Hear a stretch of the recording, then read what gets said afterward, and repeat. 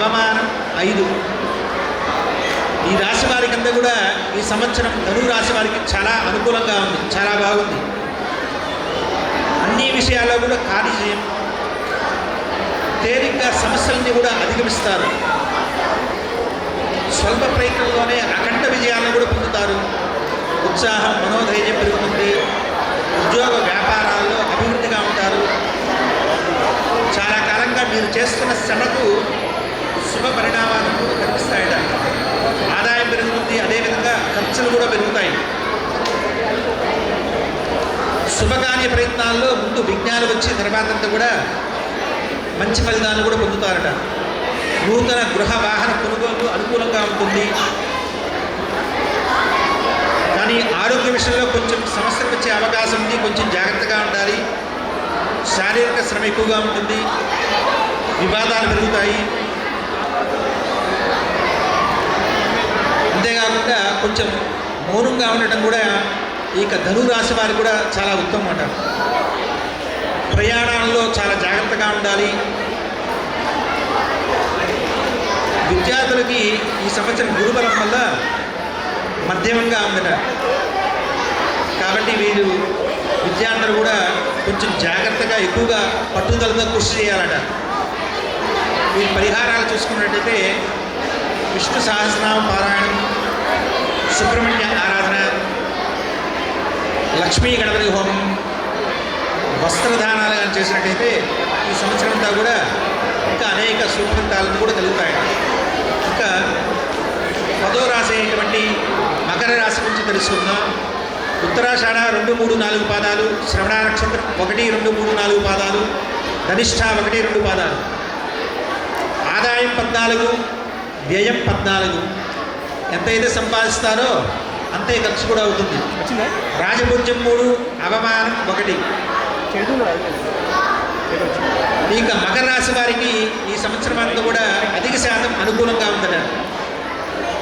ఎన్నో సంవత్సరాలుగా పడుతున్న కష్టాన్ని కూడా తొలగిపోతాయి. కుటుంబ సమస్యలన్నీ కూడా వరుసగా ఒక్కొక్కటి అన్నీ కూడా పరిష్కరిస్తారట. ఆర్థిక సమస్యలన్నీ కూడా తొలగిపోతాయి. సంపద పెరుగుతుంది, మనోప్రశాంతత కలుగుతుంది. రుణ సమస్యల నుంచి బయటపడతారు. వివాహాల విషయాల్లో చేసే ప్రయత్నాలు కూడా ఫలిస్తాయి. ఇంట్లో శుభకార్యాలు చేస్తారు. ఆరోగ్యం అనుకూలంగా ఉంటుంది. భూగృహ వస్తు ఆభరణాలు కొనుగోలు చేస్తారు.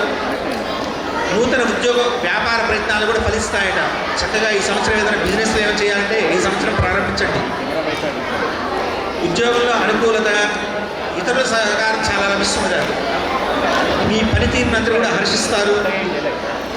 అంతేకాకుండా విద్యార్థులు కూడా ఈ సంవత్సరం చాలా చాలా యోగదాయకంగా ఉందట. ఇక చూసుకున్నట్టయితే ఈ సంవత్సరం మకర రాశి వారికి కొంచెం ఆరోగ్య సమస్యలు ఉండటం వల్ల సూర్య నమస్కారాలు, ఆదిత్య హృదయ పారాయణ చేసినట్టయితే వారికి అనారోగ్య సమస్యల నుంచి కూడా కోరుకొని సంపూర్ణమైనటువంటి ఆరోగ్యాన్ని పొందుతారట. 11వ రాశి అయినటువంటి కుంభరాశి, ధనిష్ట 3, 4 పాదాలు, శరభిషం 1, 2, 3, 4 పాదాలు, పూర్వభద్ర 1, 2, 3 పాదాలు. ఆదాయం 14, వ్యయం 14. రాజపూజ్యం 6, అవమానం 1. ఈ సంవత్సరం కూడా కుంభరాశి వారికి అంత అనుకూలంగా లేదు. గతంలో కన్నా కూడా ఈ సంవత్సరం ఎక్కువగా సమస్యలు ఎక్కువ అవుతాయి. కొంచెం ధైర్యంగాను మనోనిర్భరంతోనూ ఉండాలట. అందరూ ఏదో విధంగా మీకు సమస్యలు కలిగించడానికి ప్రయత్నిస్తున్నారు. కొంచెం జాగ్రత్తగా ఉండండి. జన్మ ఏలినాటి శని సంచారం వల్ల ఆదాయం వచ్చినట్టే వచ్చి అన్నీ కూడా ఖర్చు అయిపోతాయట. అందువల్ల వీరి యొక్క ఆదాయ వ్యయాలు చూసినట్టయితే ఆదాయం 14, వ్యయం 14. ఏమీ ప్రయోజనం లేదు. కష్టపడతారు, బాగా సంపాదిస్తారు. అదే రకంగా ఖర్చు కూడా అదే రకంగా అయిపోతుందట. చేతిలో చిల్లి గప్ప మిగలదట. ఇంటా బయట కూడా మీరు ఏం మాట్లాడినా కూడా అది వివాదానికి, మనస్పర్ధలకి దారి తీస్తుందట. కాబట్టి ఇంట్లో కూడా కొంచెం భార్యతోనూ భర్తతోనూ కూడా కొంచెం జాగ్రత్తగా వ్యవహరించుకోండి. ఓకే, ఒక మాట ఎక్కువగా మాట్లాడవాకండి. సాధ్యమైనందుకు మౌన వ్రతాన్ని ప్రారంభించండి. ఏ పని అయినా కానీ శాంతంగా పని కూడా జరగదుట ఈ సంవత్సరం మీరు తలపెట్టిన పని ఏది కూడా. అంతేకాకుండా ప్రతి ఒక్క పని మీద కూడా మీరు ఇతరులపై ఆధారపడి ఉండాలట. ఆరోగ్య విషయంలో కూడా చాలా జాగ్రత్తగా పాటించాలి. ఉద్యోగంలో కూడా సాధ్యమైనంత వరకు కొంచెం తగ్గి ఉండాలట. మనం పెద్ద పొజిషన్లో ఉన్నా కానీ కొంచెం జాగ్రత్తగా ఉండాలి. అందరూ కూడా మిమ్మల్ని అందరూ కూడా విమర్శిస్తుంటారు. కాబట్టి ఈ సంవత్సరం కొంచెం కుంభరాశి వారికి కొంచెం గడ్డు పరిస్థితే. కాబట్టి అన్ని విషయాల్లో వ్యవహారాల్లో కూడా కొంచెం జాగ్రత్తలు పాటించండి. మీరు కానీ సంపూర్ణ నవగ్రహ జపశాంతి హోమాలు కానీ చేసుకున్నట్టయితే ప్రతిరోజు కూడా విష్ణు సహస్రనామ పారాయణం, ఇంట్లో నువ్వుల నూనెతో దీపారాధన చేసుకున్నట్టయితే కొంత ఉపశమనం కలుగుతుందట. ఇక చివరిదైనటువంటి మీనరాశి ఫలితాన్ని తెలుసుకుందాం. పూర్వాభాద్ర 4వ పాదము, ఉత్తరాభాద్ర 1, 2, 3, 4 పాదాలు, రేవతి 1, 2, 3, 4 పాదాలు. వీరికి ఆదాయం 11, వ్యయం 5, రాజపూజ్యం 2, అవమానం 4. ఈ సంవత్సరం మీనరాశి వారికి అంతా కూడా శుభాశుభ అశుభ ఫలితాలను కూడా మిశ్రమంగా ఉంటాయట. కానీ ఈ సంవత్సరం మీదకి కొన్ని కొత్త సవాళ్ళన్నీ కూడా ఎదుర్కోవలసి వస్తుందట. ధన నష్టం జరుగుతుంది. భార్యాభర్తల మధ్య గొడవలు పడే అవకాశం ఉందట. విభేదాలు వచ్చే అవకాశం ఉంది. ఆరోగ్య విషయంలో సమస్యలు, ఒక్కొక్కసారి పెద్ద ఆలోచన వల్ల కొంత చింతిస్తారు. సరైన నిద్ర ఉండదు.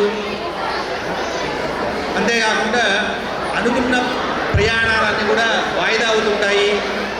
ప్రయాణాల్లో కొంచెం జాగ్రత్త వహించాలి. డ్రైవింగ్ చేసేప్పుడు కొంచెం జాగ్రత్తగా వహించండి.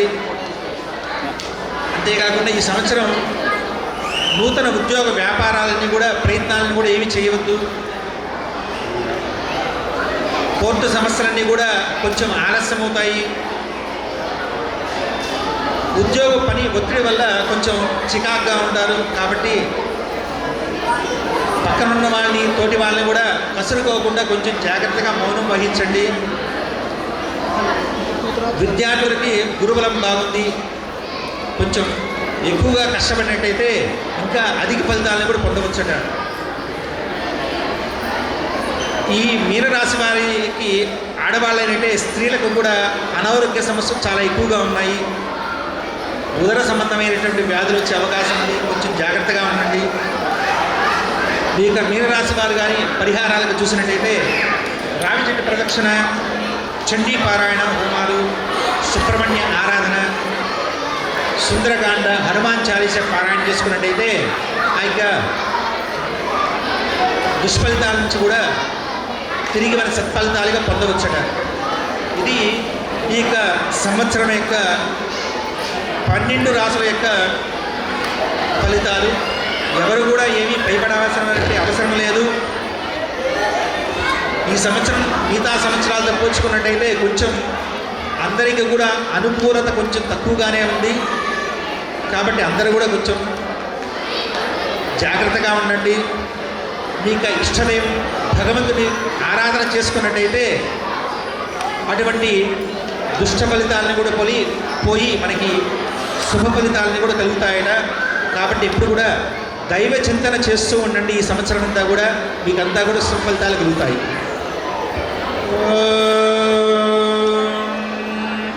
వృషశైలాధిపదేవ దైవదన్న వృషభాద్రీశ్వరదేవ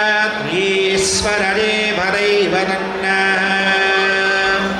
పణిశైలాధిపదేవ దైవదన్న భగవాన్ వెంకటదేవ దైవదన్న శ్రీ శ్రీనివాస కులదైవదన్న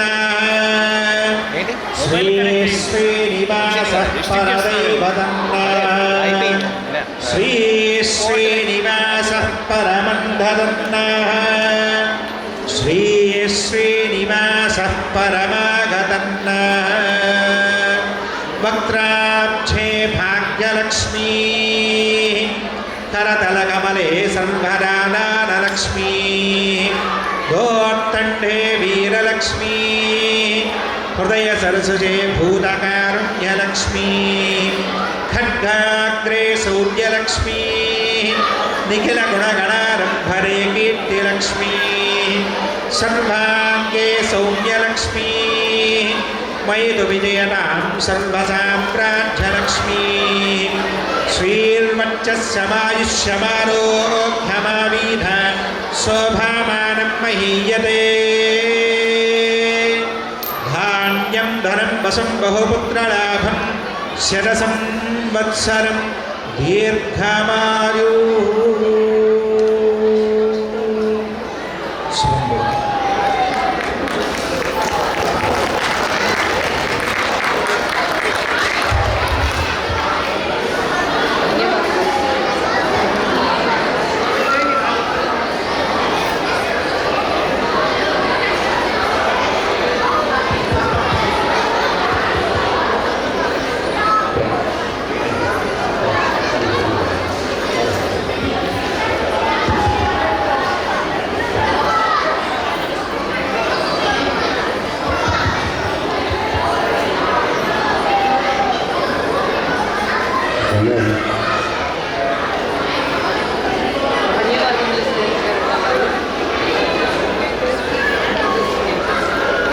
విచ్చేసిన మీ అందరికీ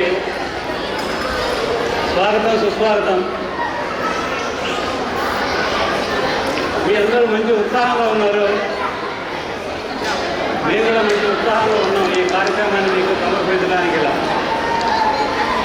కానీ కొంచెం మీరంతా కూడా దయచేసి నిశ్శబ్దం పాటిస్తే బాగుంటుంది.